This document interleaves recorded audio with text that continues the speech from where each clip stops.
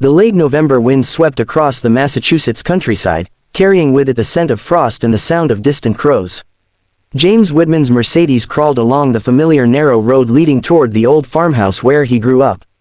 The headlights cut through the crisp dusk as he replayed the same worry that had plagued him for months: his father. Thomas Whitman, strong, dependable, the man who taught him every lesson he ever needed, had changed.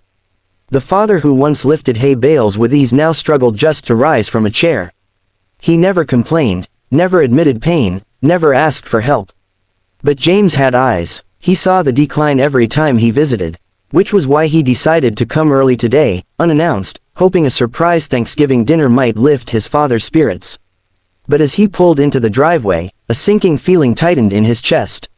The lights were on, but the windows were closed tight, curtains drawn. Strange. Margaret usually kept everything open to air the house.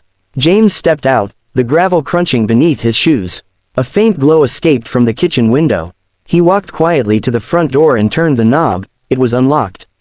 He stepped inside. The silence was heavy, almost eerie. Then he heard it, a soft groan, a shaky breath, and then his mother's voice, sharp and low. "Hold still, Tom, you know we have to do this." James froze. He moved toward the kitchen, each step slower than the last. As he turned the corner, the scene shocked him. His father, frail, bent forward, was gripping the countertop with white knuckles. His back was arched unnaturally, his face twisted with pain. Beside him, his wife Margaret was lifting heavy objects and placing them into a plastic storage tub. Then she handed one to Thomas. A cast iron skillet. Thomas trembled as he tried to hold it. His arms shook violently. The pain etched into his face was unmistakable. "Mom," James's voice sliced through the room. Margaret jerked around, startled. The skillet clattered to the floor, narrowly missing Thomas's foot. His father staggered. "James, what are you? Why didn't you call?" Margaret snapped, more anxious than angry. "What are you doing?" he demanded, rushing to steady his father. Thomas gave a weak smile. "Just exercises. Your mother thinks it'll help my back." But the way he winced as he straightened said everything. Margaret adjusted her apron, trying to regain control. "Doctors say movement is good for arthritis. Your father sits all day. I'm keeping him strong. Keeping him strong," James repeated. His voice dropped to a dangerous calm. "By making him lift 30 pounds. It's habit," Margaret insisted. "If he stops moving, he'll deteriorate. Tom needs to stay active." Thomas lowered his head, exhausted. "Margie, it's too much." Margaret shot him a glare that silenced him instantly. James inhaled sharply. "Dad, how long has this been happening?" Silence. The only sound was the hum of the old refrigerator and Thomas's labored breathing. "Dad," James pressed gently. Thomas hesitated. Then, in a voice barely above a whisper, "A few months." James's pulse hammered. "And you didn't tell me." "He didn't need to tell anyone," Margaret cut in. "I'm doing what's best for him. Doctors don't understand real life. They love pills and rest, but rest kills elderly people." James slowly lifted his father's shirt. There they were. Bruises. Deep red, some purple, some fading yellow. "Mom," his voice cracked. "You're hurting him." Margaret froze. Her hands shook. "I'm trying to help him." "By breaking his back." James shot back. She looked away, breathing hard, as if holding back tears. "You don't understand," she said quietly. "He's slipping away from me. Every month he forgets something new. Every night he moans in pain. I can't let him fall apart." Her voice broke, trembling like a frightened child. "I've lived 55 years with this man. I don't know how to live without him, James. If he stops moving, if he becomes bedridden, I'll lose him. And she covered her face, her shoulders shaking. James felt something twist inside him, anger, guilt, compassion, helplessness all tangled together. He took a slow breath. "Mom, fear doesn't give you the right to hurt him." "I'm not hurting him," she whispered. Thomas spoke softly. "Margie, yes you are." Margaret looked up sharply, her eyes filled with betrayal. "After everything I do for you, you say that?" James ran a hand through his hair, fighting back the urge to shout. "Mom, this isn't therapy. This is too much. He's not strong enough. You think I don't know that?" She whispered, tears now streaming freely. "Every time he groans, my heart cracks. But doing nothing terrifies me even more." She backed away a step. I watched my mother fade. First she stopped walking, then she stopped eating, then one day, she stopped waking up. And the doctors all said the same thing, she needed to keep moving. Her voice shook violently. I won't let that happen to Tom. But he isn't your mother, James said gently. He's your husband, and he's suffering. She pressed her hands to her mouth as if trying to hold in a scream. Thomas sank into a chair, exhausted. Margie, I'm not ready to go. But I can't live like this either. Please, stop pushing me so hard. Margaret stared at him as if seeing him for the first time, not as the strong bus driver of their youth, but as a fragile old man who needed gentleness, not discipline. She took one slow step forward. Then another. Tom, she knelt beside him, her hands trembling as she touched his cheek. I thought I was protecting you. He covered her hand with his. I know. James watched them, two people held together by decades of love, fear, and habit. The same habits that once kept them strong were now tearing them apart. We'll fix this, James said finally. But it stops today. No more heavy lifting. Tomorrow I'm taking Dad to Boston. Specialists. Real therapy. A plan that helps, not hurts. Margaret closed her eyes and nodded weakly. For the first time in months, Thomas exhaled with relief. The kitchen felt different now, lighter, quieter, like a storm had passed but left its damage behind. Tomorrow, everything would change. For better or worse. The next morning, cold winter sun poured through the farmhouse windows, brushing everything with pale gold.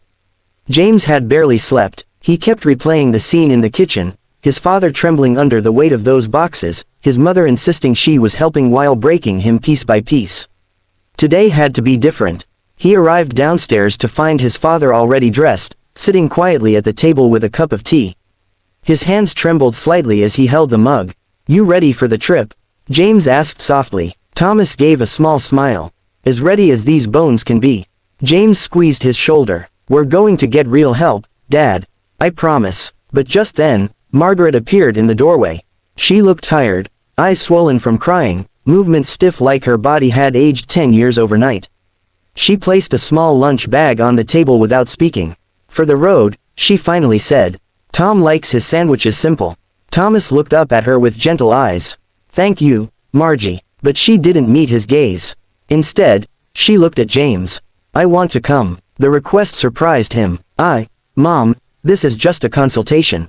You can rest. No. Her voice cracked. If there's news, good or bad, I need to hear it. James nodded slowly. Okay, you're coming. They drove in silence, the road a long ribbon of frost and gray asphalt. Occasionally, Thomas groaned under his breath, trying to hide the pain. Margaret clenched her hands in her lap each time, as if physically stopping herself from reaching out to push him again, the way she had done for months. When they reached Boston, they checked Thomas into Newberry Orthopedic Center, one of the best facilities in the state. The young specialist, Evans, greeted them warmly but professionally. Mr. Whitman, he said, shaking Thomas's hand, I've reviewed your previous scans, but I'd like to get updated imaging today. Pain can change quickly at your age. Thomas nodded, and I'll need to ask a few questions about your physical activity. Margaret stiffened, but the questions came anyway. How often do you lift objects at home? Thomas opened his mouth, but hesitated, glancing at Margaret. Dr. Evans noticed immediately. You can answer freely. This is about your health, not blame. Thomas sighed deeply. 3 or 4 times a week. Sometimes more. The doctor frowned. And how heavy are these objects? 15, 20 pounds, sometimes 30. Dr. Evans's pen stopped moving. That's far too heavy, he said sharply. At your stage of arthritis, that level of strain can cause microfractures, muscle tearing, and, in your case, severe inflammation. Margaret's breath hitched. Dr. Evans continued, now more carefully. Mr. Whitman, have these exercises been prescribed by any physical therapist or doctor? No, Thomas whispered. My wife thought. He stopped. Margaret closed her eyes. Dr. Evans softened his tone. Mrs. Whitman, may I speak with you privately for a moment? They stepped aside. James watched from a distance as the doctor spoke gently but firmly, explaining the damage such heavy lifting could cause, how it worsened pain instead of relieving it, and how elderly bodies respond differently than younger ones. Margaret's shoulders slowly sank. After a few minutes, she returned. Her face was pale, eyes glossy. She didn't argue, didn't defend herself, she seemed hollow. As though the truth had finally broken through the wall of fear she had built. While Thomas went for his imaging scans, James and Margaret sat in the waiting room. For several long minutes, neither spoke. Finally, Margaret whispered, "I didn't know." Her hands trembled. "I truly believed I was saving him." James nodded, keeping his anger in check. "I know you weren't hurting him on purpose, Mom. But you have to understand, we can't fix fear by forcing strength." A tear slid down her cheek. "I thought, if he stayed active, he'd stay with me longer. I didn't realize I was making him hurt more." James exhaled. "That fear became a habit, Mom. And habits can become blind." When Thomas returned from the scans, drive, Evans sat them all down. "Mr. Whitman," he began, "your condition is treatable. Your pain level is high, but there's no irreversible damage. With proper therapy, medication adjustment, and a safe exercise plan, you'll see improvement." Thomas let out a long breath, relief, gratitude, hope. "But," the doctor added firmly, "no heavy lifting.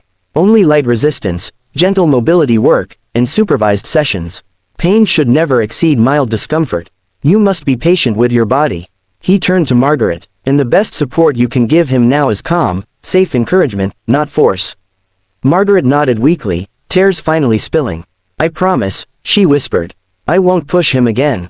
On the drive home, the silence felt different, softer, no longer filled with tension, but with humility and something like forgiveness.